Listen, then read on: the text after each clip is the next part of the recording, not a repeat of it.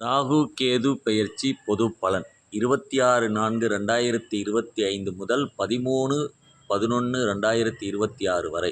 சந்தர்ப்ப சூழ்நிலைக்கு தகுந்தபடி செயல்படப் போகும் கடகராசி நேயர்களே, ராகு பகவான் அஷ்டமஸ்தானத்தில் அமர்ந்து நிம்மதி பெருகும், தந்தை வழி சொத்து கைக்கு வரும், உறவுகளிடம் வாக்குவாதம் வேண்டாம், புதிய வீடு வேலை கிடைக்கும், உணவு கட்டுப்பாடு மிக மிக அவசியம்.